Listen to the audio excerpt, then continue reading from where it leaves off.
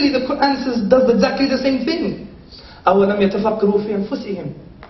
Do they not reflect within themselves? And if you read the commentary or an analysis done by Al-Ghazali, rahimahullah, on this verse, you'll be shocked and astounded. Similarly, what does the Quran say about cosmology in the universe? أَفَلَا يَنْظُرُونَ إِلَى الْإِبِلِ كَيْفَ خُلِقَتْ. Have you not seen the camel and how we created it? Allah continues about His signs and His wisdom and the things that He's put into the universe. وَكَذَلِكَ نُفَصِّلُ الْآيَاتِ لِقَوْمٍ يَتَفَكَّرُونَ.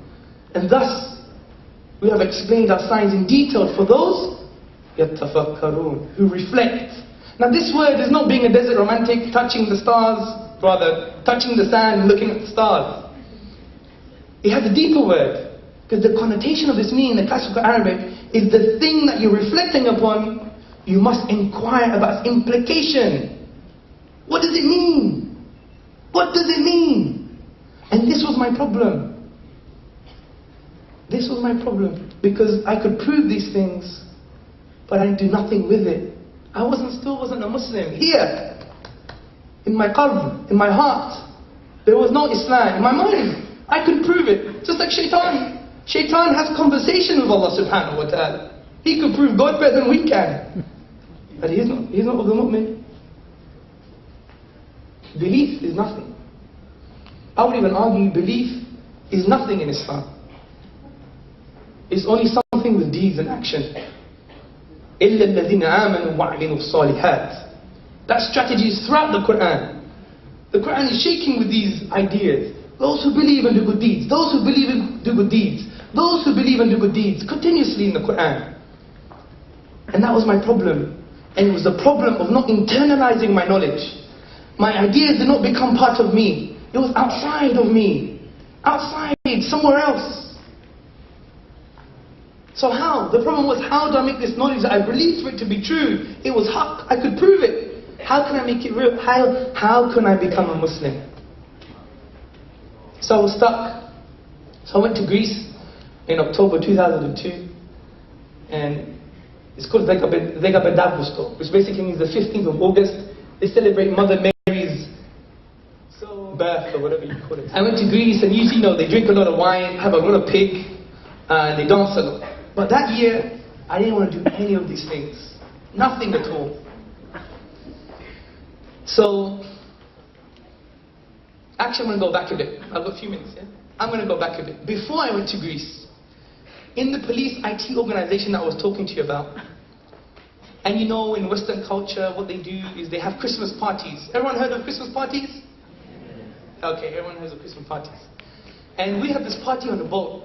And Hamzah, Mr. Clean Shaven, looked nice kind of dude. I was much slimmer than I am now.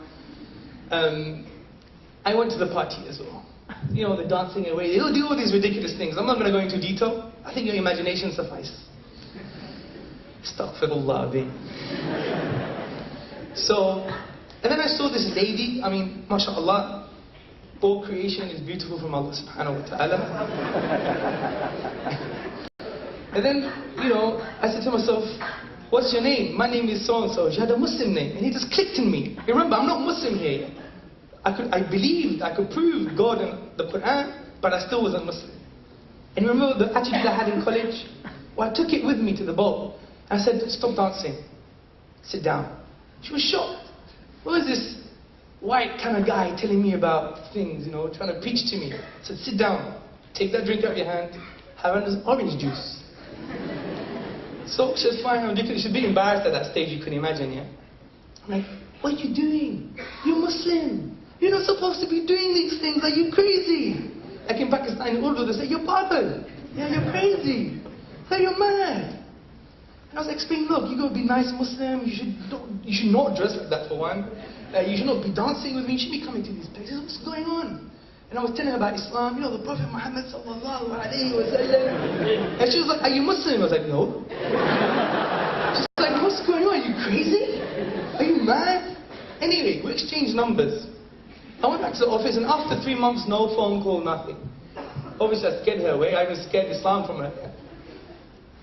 I get a call from my HR department, Human Resources Department. A call.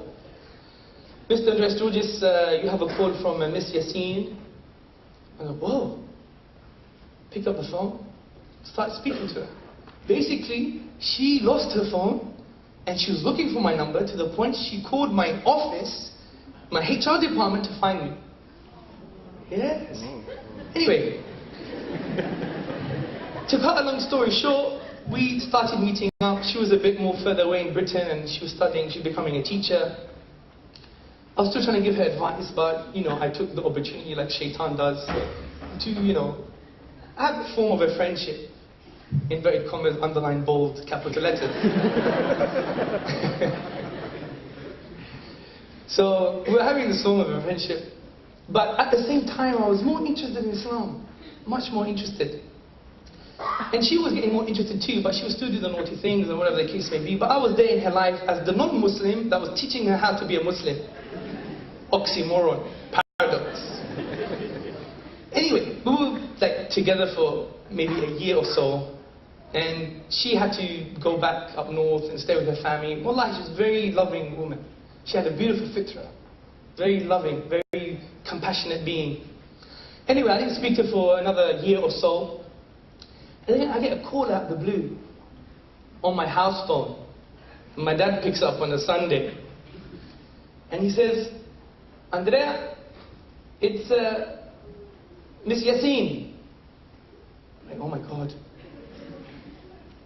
I'm going to be a daddy. I was shocked. I didn't know what was going on. You know how lifestyle is in the Kufr culture. She picks up I pick up the phone, like shaking like this, yeah, half asleep, yeah, from the night out. I'm like, hello? Assalamu alaikum wa rahmatullah, she says. Alaikum salam. She says, I don't want to speak to you for much, but I just want to let you know that I'm wearing hijab, jilbab, and I'm praying 5 times a day. She closed the phone. Shocking. Absolutely shocking. How a non-Muslim would preach to a Muslim about Islam and she would change her whole life.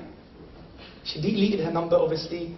She called me on the house phone and she says, I just want to let you know I'm praying 5 times a day, I'm wearing Islamic attire, and I'm, inshallah, going to be a good Muslim. So this was the driving force for me to start thinking now, knowledge shouldn't be outside of here, it should be in here. And it would got me even more depressed. Well, I used to even start praying, but I still wasn't a Muslim. So as I said, I went to Greece and I didn't want to do all that funny stuff, drinking and dancing and stuff. So I was going to the village house and I would read the Quran in English. Just reflect and learn some surahs in Arabic. I used to know how to pray before I became a Muslim. So then I came back in late August and it took me about 6 weeks screaming to Allah subhanahu wa ta'ala. In sujood. So I remember in college someone saying, you know, Muslims, when you're in sujood, you're closer to Allah, so make dua to Him. It's based on a hadith from the Prophet Muhammad sallallahu alayhi wa sallam. So I'm there making sujood, I'm screaming, I'm going, come on, show me, I've had enough. You know, because it was frustrating. I could prove Quran, I could prove God, but I did not want to be a Muslim. My heart wasn't moving. So I was screaming, it was the final straw. And then what happens? I give up. I totally gave up hope. Then out of the blue, on Friday, 4th of October, Bengali friend of mine, very lazy friend, came to my house at 2 in the morning. He will never go to anyone at 2 in the morning. He knocked on my door and like, what are you doing? He said, get in the car. Okay, going to the car. And this is not like him. He never does these things. He sat me down, he said, sit down. So how much do you love your mum? I said, I'll kill for my mum. What about your dad? What do you want to achieve in your life? What do you want to do in your life? All these things, your aspirations, your hopes, your fears. What if you died now? What if you died right now? He gave me such an imaginistic, full of imagery story of death that I can't even explain to you again. You know why? Because it's like trying to re-express yourself again is impossible. It's trying to find a black cat in the dark. So you can't really relay those words again. But it was such an image that he gave me. Such a shock. Such an understanding. That I left the car, closed the door, told him to go home. I went straight to my bedroom. And I sat down, I was thinking the whole night. Allah subhanahu wa ta'ala says in the Quran, كُلُّ نَفْسٍ ذَائِقَةُ الْمَوْتِ. Every soul shall taste death. So it was this emotional concept